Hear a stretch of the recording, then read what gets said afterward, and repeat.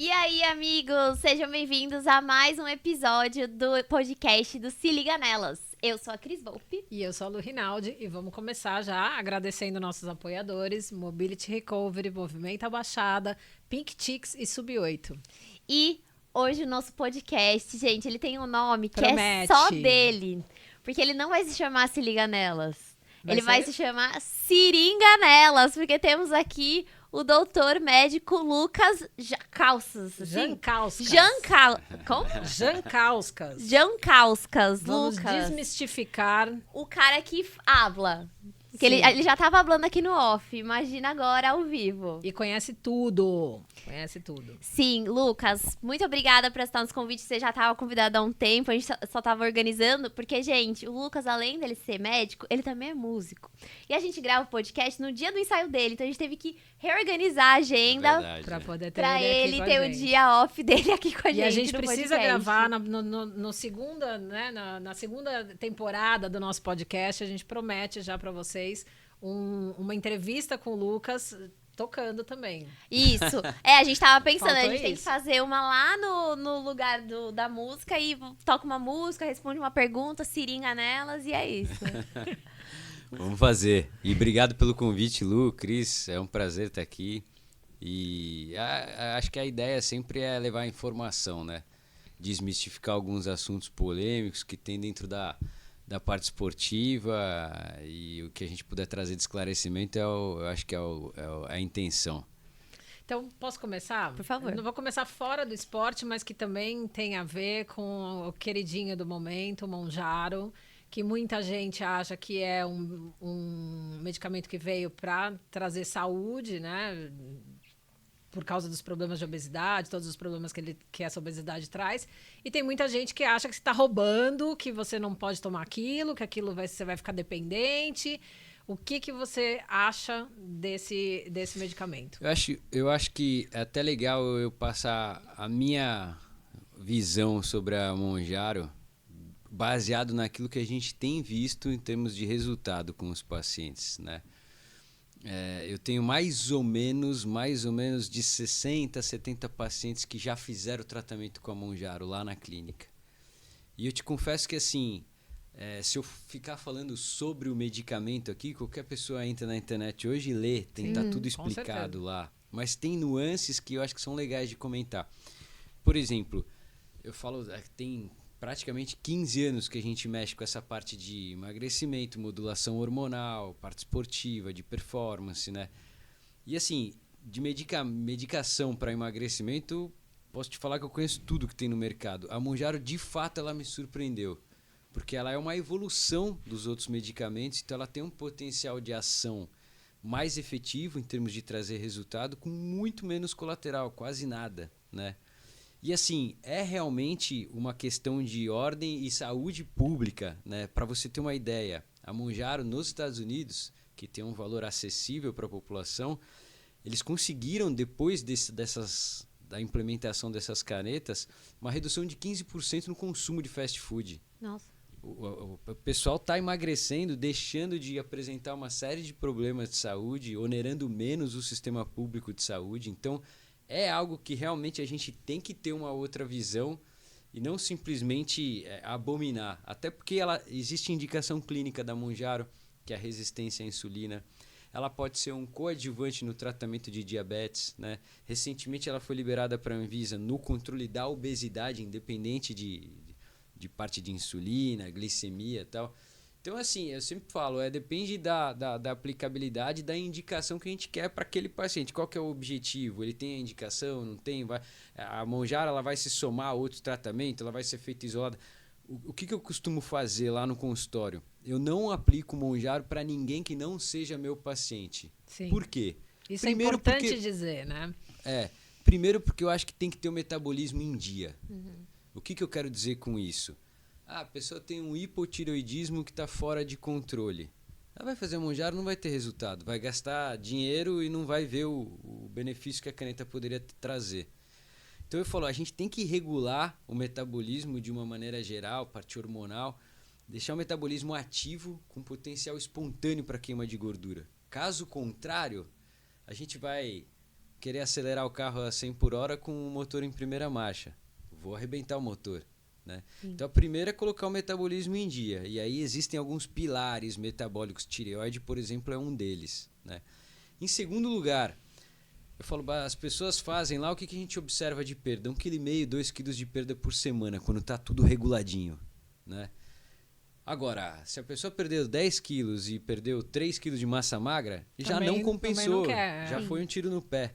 Entendeu? Então, é legal também a gente subsidiar respaldo hormonal para proteger a massa muscular e garantir que a perda seja uma perda às custas de gordura, que é o que interessa, é o que vai trazer saúde, né? Então, tem todas essas questões que envolvem a Monjaro e as outras canetas também, que não é simplesmente só o emagrecimento. Não, e não é simplesmente comprar também, pegar uma prescrição e comprar Monjaro na farmácia, que hoje em dia tem, né? Eu sei porque eu sou tua paciente, então você chega lá, até a secretária fala, não, tem gente que me liga aqui perguntando, será que vocês aplicam Monjaro? Não, o doutor Lucas não aplica se não fizer todos os exames, se não tiver, se ele não vê todo o histórico. Um acompanhamento. Exatamente, né? não faz. Eu brinco, né? Eu falo, não sou vendedor de Monjaro. Sim, quem vende Monjaro é a farmácia, claro, né? A gente faz um acompanhamento clínico, né? Não, total, Lucas. E aí, já continuando nesse assunto de aplicações, né? Você falou lá da reposição hormonal. E para quem não conhece, para quem não entende, né? Assusta essa palavra, né? Porque fala assim, reposição, como assim? E aí eu pergunto no viés do esporte também, né? Como a gente tá num ciclo de 70.3, a Lu faz o acompanhamento com você, eu também com o Dr. Alexandre, que já veio aqui no podcast, e a gente tá fazendo protocolos que às vezes são olhados por pessoas de fora, que rola um preconceito, assim. Por que você acha que gera essa estranheza? E como que você poderia explicar, assim, pras pessoas que pode ser benéfico, né? Pra quem tem acesso, pra quem tem vontade.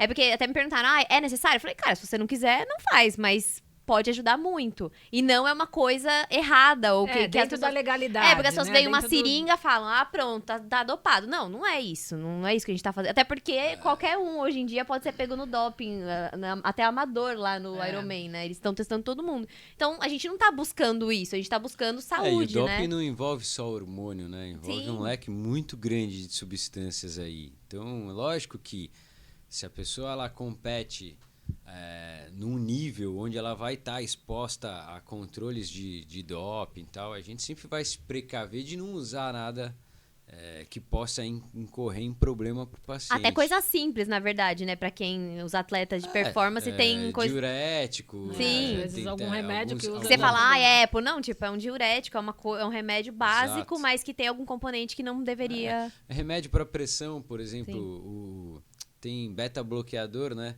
Uhum. Que é usado no sentido de controlar a frequência cardíaca. É considerado doping, porque em alguns esportes como tiro ao alvo, tal, que precisa de muita destreza, o cara usa para diminuir a frequência cardíaca e ter mais estabilidade de movimento fino.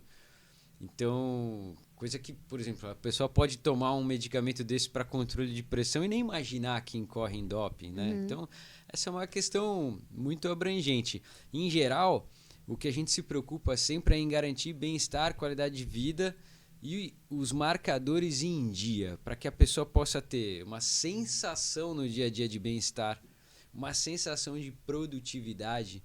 Eu posso te afirmar que de 60% a 70% dos pacientes que chegam no consultório hoje reclamam de falta de disposição. Né? Então, a pessoa quer dormir pouco, quer treinar, quer ser altamente produtiva no trabalho, quer dar conta de família, de outros afazeres e está indisposta. Então, assim, primeiro nós vamos cuidar disso daí, entendeu? Para depois alçar algum tipo de rendimento esportivo, né?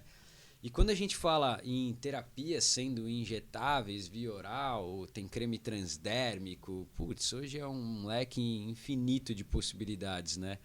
É sempre no sentido de otimizar marcadores. Vou te dar um exemplo besta aqui. Por exemplo, o ferro é o elemento que transporta oxigênio no corpo. Você pega lá o exame de ferro do laboratório, eles falam que varia de 50 a 300. E a gente fala, para você garantir uma boa oxigenação no corpo, o padrão de otimização do ferro é acima de 120. Então, por que garantir boa oxigenação? Porque mais oxigênio no corpo representa mais alcalinidade e, por consequência, menos acidez. menos inflamação. Então, afasta doença, né? E aí, dentro da normalidade ali que é colocada pelo laboratório, a gente tem um critério de otimização. E isso a gente faz para tudo, absolutamente tudo. Para hormônio, para vitamina, para padrão oxidativo, para marcador inflamatório, para marcador de lesão muscular, para tudo. Então, no final, e outra coisa que é interessante de comentar é o seguinte, todos esses marcadores, eles se falam entre si, eles se conversam, né? Então, quando você tem o ajuste de tudo isso funcionando de maneira harmônica e orquestrada, pô, a percepção que a pessoa tem no dia a dia é de uma extrema melhora, né? Sim. Então, aí vem uma outra pessoa de fora e fala, ó, ele tá dopado, ele tá tomando coisa que não pode. Não, isso frente aos olhos da medicina, eu duvido que tenha um médico que lance mão de qualquer recurso de saúde para privilegiar um aumento de performance. Isso não é o intuito da medicina, né? Não, total. Assim, já fala tudo isso, né? Não, e assim, a gente faz esse tipo de acompanhamento, né? Que a gente tava até falando. O triatlon é uma coisa um pouquinho além da saúde, né? Não é aquela coisa, faça meia hora de exercício por dia. Não, a gente quer treinar 3 horas. E como que você enxerga, assim? Porque a gente tem os profissionais que vivem disso, tem o descanso. Mas a gente tem a galera que, como nós, somos amadoras, queremos ter a nossa vida. Como que você indicaria, assim, perante olhos da medicina, para balancear mesmo essa questão de vida? Tem que ter uma reposição específica de algumas coisas. Eu tive que repor ferro da última vez, mas dessa vez eu tô suplementando melhor. Quando você pega um paciente que faz o triatlon, você indica todo um caminho, assim, até uma prova. Como que funciona lá no seu espaço? A gente faz um acompanhamento geralmente aí com consultas trimestrais, né? O triatlon, ele tem uma particularidade. Eu, por exemplo, cheguei a fazer o Ironman Full de Fortaleza quando tinha, né? Nossa. Foi uma prova que eu levei mais de 14 horas para concluir. Médico e triatleta. Fresquinho devia estar. Então você vê que é um negócio que extrapola ali a questão da saúde, até sob o ponto de vista emocional, né? Porque você entra num ciclo de treinamento onde o foco é tão grande em cima daquele objetivo que a tua vida vira praticamente só aquilo. Sim. A tua conversa pelo é só menos aquilo, por um teu rol de período, amizade né? é aquilo, né? Então, é algo que tem que olhar com critério também, né? E o desgaste é grande.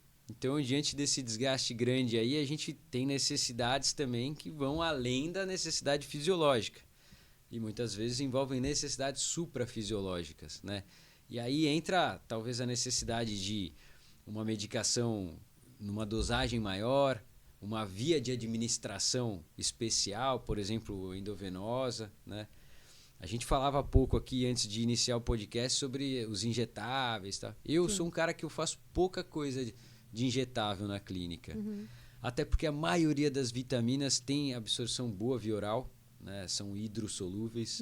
Por exemplo, uma vitamina que não absorve bem, está longe de absorver bem via oral, é a vitamina D, que hoje é tão importante que a gente qualifica ela como hormônio, né? Então, se você botar na internet aí vitamina D, você vai se deparar muito com o termo hormônio D.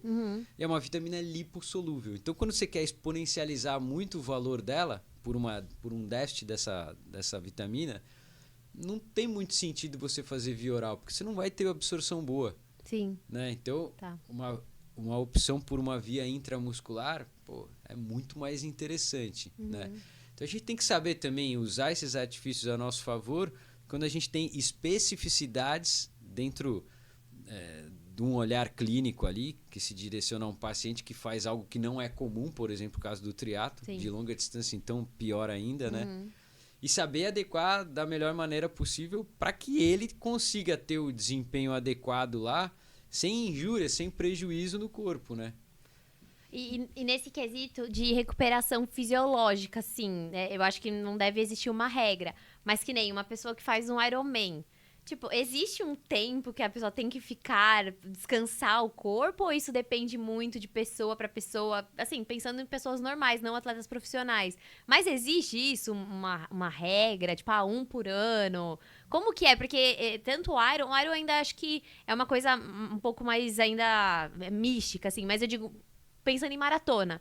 As pessoas estão fazendo 2, 3 maratonas por ano. Isso É ótimo, né? Que bom, parabéns. Mas assim, até que ponto isso pode ser saudável para um corpo, né? Porque a gente fala, o dia da prova é o dia da alegria, né? O problema é o desgaste do corpo ao longo dos treinos. É muito boa essa pergunta. Muito boa. Eu vou até te responder traçando um paralelo aqui. Por exemplo, quando você treina de maneira mais intensa, você rompe fibra muscular. O treino, eu até brinco com a turma, eu falo, ninguém melhora treinando. No treino você só estraga, você vai melhorar depois.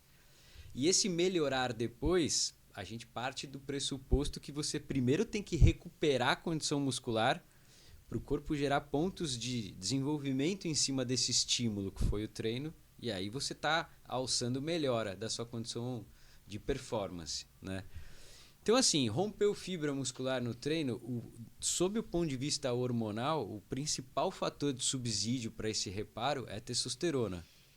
Em se tratando de vitaminas, é a própria vitamina D, né? Testosterona no homem, por exemplo, frente ao enquadramento brasileiro, a gente considera normal até 1000, de 0 a 1000, né? Então, você imagina, por exemplo, eu pego um indivíduo que faz dois pacientes que praticam maratona. Um tem a testosterona de 200, outro tem 800 de testosterona. Esse cara que tem 200, ele vai treinar, não vai recuperar a musculatura para o próximo treino e vai aumentar o estrago no treino subsequente. Então é um cara que, ao invés de evoluir, ele está involuindo em termos musculares, em termos de performance, entendeu? Ao passo que o outro está recuperando da maneira adequada. Então, quando você faz uma maratona, um Iron tal, o intervalo de descanso depende de como tá a tua base fisiológica, né? Como é que tá essa orquestra que a gente comentou aí, de hormônio, de vitamina e tal. E a especificidade também do organismo de lidar com esses estímulos maiores, menores, né? Então, se é um atleta já adaptado a esses estímulos, se é um atleta que está fazendo uma maratona ali pela primeira vez.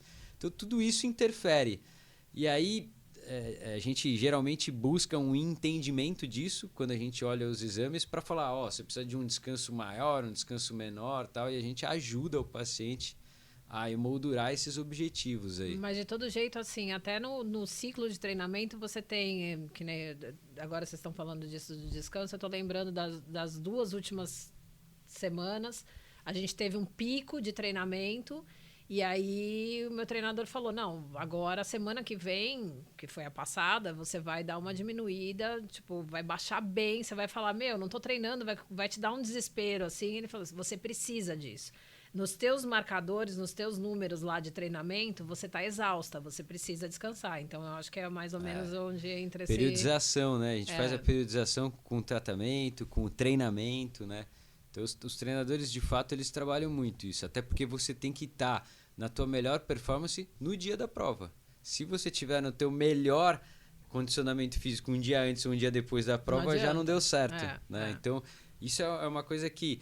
Eu, quando fiz a medicina do esporte, trabalhei um período na Portuguesa Santista aqui, depois eu fiquei 5 anos com o departamento médico da Unisanta, lá da natação, né? E me chamava a atenção que os atletas terminavam o treino da manhã, eles iam para massagem. Depois eles terminavam o treino da tarde, eles iam para massagem de novo. E eu falava, o que está acontecendo? Para que você está fazendo tanta massagem? Você está apaixonado pelo massagista, né? E eu falava, eles estão em busca de solucionar uma recuperação através de um fator mecânico. Sim. E essa dor que ele está de treino não é mecânica, é metabólica. Sim. Né? Não é estrutural. Por quê? Porque ele acumulou acidez na musculatura. Então, como que a gente pode remover a acidez do músculo de uma maneira mais rápida? E aí a gente criou a metodologia do recover lá na clínica. Foi legal que a gente tem a patente disso. E esse ano a gente está levando para o Congresso de Longevidade lá em Portugal. A ideia é divulgar essa metodologia do recover, que é uma metodologia onde a gente propicia aumento da oxigenação do corpo, porque quando chega mais oxigênio num tecido, você força a saída da acidez. Né? E aí você traz um reparo um pouco mais acentuado. Então, tudo isso a gente queremos o recover. Não, e eu fico pensando assim, eu tava até conversando com o meu treinador, o Paulo, e eu tava comparando, olhando o meu ciclo, que eu fiz 70.3 Brasília. Hoje, você acredita? Eu fiz o 70.3 Brasília em abril e agora a gente vai fazer em São Paulo em O teu setembro. treinador é o Paulo Silvestrini? É o Paulo Silvestrini. Um abraço pro Paulo. E o Paulo meu é é um o- cara muito estudioso, ele conhece muito de treinamento. Então, e aí justamente é legal, a gente tem feito esses acompanhamentos semanais, e aí eu tava vendo, né, que na minha 5 semanas pro meu Iron, eu tinha feito um treino de 90 e corrido 5. E nossa, foi um auge assim, eu achei incrível. Semana retrasada, a gente já pedalou 80 e correu 12. E aí eu falei, cara, Paulo, tipo, olha isso, né? Aí ele me explicou justamente isso. Cris, nenhum ciclo vai ser igual. Não dá pra eu falar, essa semana você vai correr a mesma coisa que você fez, porque é uma construção, né? E eu acho que é o mesmo caso disso que você falou, do atleta. Lógico, tem a preparação lá, a testosterona alta, a testosterona mais baixa. Mas isso tudo vem de uma construção de vida, né? Por isso que eu até falo pra Lu, eu quero fazer o Iron um dia, é uma coisa que... E o corpo, ele responde a estímulo, né? Sim, e É essa... muito legal essa questão do treinador tá cercando esse processo, porque se a gente se propõe a treinar sozinho, não. eu também na época que fiz o Iron, eu tive o meu treinador lá, porque a gente negocia com a gente mesmo, né? Então, A gente hoje escolhe eu o que a tô gente bem, eu treino o gosta dobro. mais. Amanhã eu tô mal, eu não treino. E não é assim, né? Você precisa do estímulo correto, depois você precisa do reparo correto, Sim. né? Do descanso correto, da suplementação. E aí é todo um cenário que envolve essa questão, né? Doutor, eu queria pular para um outro lado que não tem a ver, talvez até tenha também, que não tem a ver com o esporte diretamente, mas com saúde, né? Eu tenho visto você falar a respeito da parte hormonal para pré-menopausa, para menopausa. A gente é gêmeas que eu ia fazer essa pergunta. Sério? Conectado. Qual é a importância disso? Também é uma coisa que também as pessoas veem mal isso, falam assim, não pode fazer reposição hormonal, você pode ter câncer, ou, né? Tem assim, muita gente, tem muita história em volta disso, né? Qual é realmente a necessidade da reposição hormonal nessa fase? Primeiro é legal falar do câncer, né? Que muita gente tem medo por conta disso. Então, assim, câncer de colo de útero não existe essa associação. Câncer de mama, 6% deles são estrógeno dependentes. Então, você dá o estrógeno para a mulher em reposição hormonal, poderia estar alimentando o câncer, vamos dizer. O que não ocorre hoje em dia, né? Por quê? Porque hoje em dia você nem encontra estrógeno sintético em farmácia para vender. A gente faz a reposição do estradiol bioidêntico, né? Essa nomenclatura bioidêntica, ela significa que a estrutura molecular do creme é idêntica ao hormônio que, em tese, o corpo deveria estar produzindo. Então, ele nem enxerga como algo que está vindo de fora, né? E é muito curioso isso, porque a mulher, ela não... No geral, ela não entra na menopausa do dia para a noite. Ela atravessa um período onde tem a oscilação tanto de quadro clínico quanto dos marcadores hormonais. Então, às vezes, a mulher apresenta quadro clínico, os exames ainda estão compatíveis com o período fértil. E vice-versa também ocorre, né? Agora, uma coisa é fato. Quando você pega a mulher, os exames dela caracterizam totalmente a menopausa e ela tem um monte de sintoma clínico. Eu até falo para os outros médicos, eu entendo que caberia uma discussão no sentido de como repor. Mas a reposição é uma obrigatoriedade para você trazer conforto clínico para a mulher, né? Inclusive hoje, o pessoal da ginecologia mais atual, eles estão chamando o período de climatério de perimenopausa. Porque eles falam, às vezes você não tem alteração dos marcadores, mas você tem quadro clínico. Então você já pode começar a tratar antecipadamente para trazer conforto clínico e bem-estar para essa mulher. Por quê? O que caracteriza a menopausa basicamente é a perda do estrógeno, que é o principal hormônio da mulher. E o estrógeno, ele lubrifica tendão e cartilagem, ele lubrifica as mucosas, ele é protetor cardíaco, ele melhora a pele, cabelo. O estrógeno, ele aumenta a velocidade de transmissão entre as sinapses, então melhora raciocínio, né? Então você imagina quando a gente se depara no consultório com estrógeno zero. É comum isso aí, quase todo dia eu pego algum exame lá, estrógeno zero. Então isso tira muita condição clínica de disposição. Mulher fica com dor articular, com ressecamento das mucosas, lenta de raciocínio, com insônia, com irritabilidade, com aqueles insônia, calores noturnos. Uma amiga comentou comigo essa semana que ela falou assim: nossa, eu tenho dormido e eu acordo, eu tenho a sensação de que eu tô cansada ainda, que eu não. E ela tá nessa fase. Eu falei, você tem que procurar ajuda, você tem que fazer seus exames, porque tem alguma coisa errada aí, não é normal. E isso. assim, tem muita paciente que fala, o hormônio é vida, porque depois que eu comecei a repor, nossa, me sinto outra pessoa, tal. Então, você resgata a vitalidade, o bem-estar, né? A sensação de estar se sentindo bem. Seria a partir de qual idade, assim, que a mulher tem que começar a se preocupar com essas questões hormonais, assim, que vão dar uma baixada? Então, isso é bem variável, né? Porque, assim, a gente vê que tem mulher que entra em menopausa de maneira precoce. Eu tenho uma amiga que teve muito cedo, tipo 38, 40 anos. Às vezes a mulher entrou na menopausa. A gente tem pacientes assim lá. E eu tenho pacientes de 53, 54 anos que ainda não entraram, né?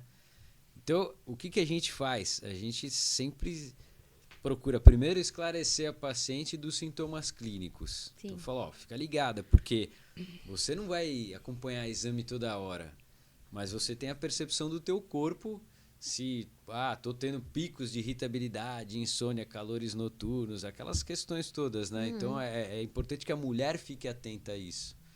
E a gente vai, de tempos em tempos, acompanhando esse perfil hormonal aí para saber se está oscilando, se não está, né?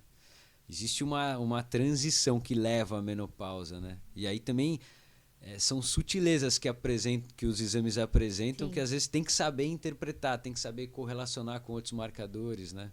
E aí sempre você acha que a melhor forma são os bioidênticos mesmo.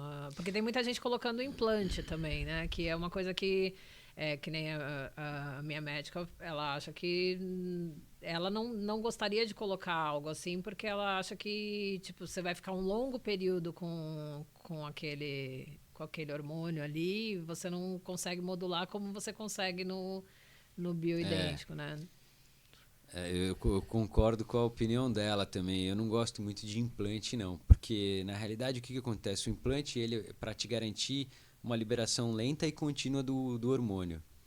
E na prática a gente vê que não é isso que acontece. É uma estratégia de venda que eles usam, né? Mas a mulher coloca um implante, no primeiro mês a carga hormonal bate no teto. Altíssimo. Às vezes no 5º, 6º mês de implante a mulher já está com a carga hormonal menor do que quando ela pôs.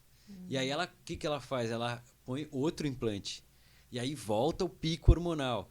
Então você fica com picos e momentos de defasagem hormonal. O corpo ele não lida bem com isso, né? Outra coisa que eu sempre falo, se eu te der um comprimido, um creme, uma injeção, qualquer coisa, eu tenho um manejo na minha mão. Sim, é controlado. Então, né? eu falo, interrompe aí uma semana, aumenta a dose, diminui, a gente mexe naquilo a qualquer momento. O implante você não tem como mexer, né? Então é comum, por exemplo, no pico hormonal, a mulher ganhar muito peso, ter espinha, piorar a pele, cabelo. Aí vai no médico, o médico fala, não, tem que aguardar, é assim mesmo. Pô, como que tem que aguardar? Não colocou isso para isso. E o pior de tudo isso é o seguinte, aos olhos do Conselho Federal de Medicina, o CFM, né, eles classificam o implante como um tratamento off-label. Então o que eles querem dizer com isso? É um tratamento que é usado, tudo bem, está aí no mercado. Mas o Conselho Federal não regulamenta o uso. Então, por exemplo, se a mulher tem um prejuízo aí fora dos padrões e, vamos supor, aciona o médico juridicamente, como que o médico vai se defender se ele está fazendo algo que não é regulamentado? Então a gente tem opções infinitamente melhores. Muita mulher chega no consultório e fala, o que você acha do implante? Eu falo, eu acho ótimo para o médico. Para a mulher é uma porcaria. Né? Agora o médico paga R$500 o implante e vende por 7, 8, 9 mil, o valor que ele quer. Um então, ótimo negócio. Em termos de negócio, é super positivo. Mas volto a dizer, a gente está lidando com saúde, né? Então tem um propósito que vem muito antes do dinheiro, né? Sim. E aí lá na clínica, voltando um pouco para o esporte, você né, ao longo desses anos todos ficou conhecido no meio do esporte, as pessoas te procuram por isso, mas eu tenho visto cada vez mais, porque a gente conversa, né, em grupos diversos, pessoas que não são do esporte, que estão indo em busca dessa qualidade de vida, em busca dessa reposição. Esse movimento aumentou mais lá na clínica? O esporte de alto rendimento, ele extrapola muito a questão da saúde, né? E assim, hoje, se você pegar um atleta que é profissional, em geral ele tem um suporte médico pelo clube ou pela entidade esportiva a qual ele pertence, né? Então é um perfil de indivíduo que dificilmente ele procura algo fora, né? Em contrapartida, as pessoas elas querem ter um padrão de saúde, uma composição corporal melhor, né? Se sentirem mais produtivas, tal. Então elas buscam esse tipo de atendimento também. Eu vou te dizer que eu acho que, sei lá, se eu tivesse que chutar um número, eu falaria que 90% dos meus pacientes treinam, né? Agora, atleta profissional, praticamente hoje não atendo ninguém, né? Então, nem é a menina dos olhos para mim, porque o que acontece? O rendimento esportivo, muitas vezes ele está linkado àquela coisa de ser a qualquer preço o resultado. E eu acho que isso extrapola tanto a questão da medicina, né? Sim. Então eu falo, não, o teu metabolismo tem que estar regulado, o teu corpo tem que estar com os marcadores ajustados como se fosse um carro de Fórmula 1. Esse foi o meu intuito quando eu busquei essa área dentro da medicina. Eu fazia os treinos longos de ciclismo, 180 km. A gente saía daqui até Juqueí. Na segunda-feira e na terça eu estava arrebentado. Destruído. Eu falava, pô, o que eu tenho que pôr no meu corpo para suprir essa demanda? Eu não sei, a medicina não respondia isso. E aí eu fui devagarzinho buscando essas informações, que hoje é mais fácil da gente obter, né? Mas naquela época eu falava, eu quero regular meu corpo como se ele fosse um carro de corrida. Total. Até pra gente preservar a máquina, né? Então, quando você faz esse processo, aí você traz uma qualidade de vida pra pessoa, que ela fica mais produtiva no trabalho, com a família, com tudo, né? Então, isso hoje me dá muito mais prazer do que o esporte. Então, as pessoas que vão na clínica hoje estão procurando melhora de disposição, uma reposição hormonal para andropausa, para menopausa, um controle de tireoide, de diabetes, um emagrecimento, né? Ou seja, essas questões que circundam o bem-estar. Essa semana mesmo, eu falei e comentei com os amigos, estava falando de você, estava indicando, e uma amiga falou, tô indo com meu marido lá, nossa, tô adorando, tal, peguei uma indicação. Então, assim, é um pessoal que não circula nesse meio, assim, de treinar loucamente como a gente faz, né? E que tá indo buscar a saúde. Não, total. Lucas, já estamos aqui, já passou nosso tempo, mas assim, a gente vai ter que gravar outro. Vai, e eu já falei, vai ser tocando uma guitarrinha. Vai ser, a gente vai fazer um episódio musical. Mas assim, muito obrigada pela sua presença aqui. Nossa, passou muito rápido, passou voando. Tinha mais umas 5 perguntas. Mas vamos encerrar hoje. Obrigada, Lucas, pela sua presença aqui. E, mais uma vez, agradecer Mobility Recovery, Movimento Abaixada, Sub-8 e Pink Chicks. E te esperamos para um próximo episódio, hein? Tá combinado. Obrigado, agradeço o convite aí. E acho que o objetivo que a gente tinha foi cumprido, que é desmistificar, é trazer informação, né? Isso aí é legal para todo mundo que acompanha o podcast aí. Então, mais uma vez, obrigado pelo convite. Não, mas você já está convidado para a próxima, porque tem é só a pontinha do iceberg. A gente vai mergulhar ainda com você, Lucas. Vamos lá. Valeu, doutor. Tchau, gente. Obrigada. Tchau.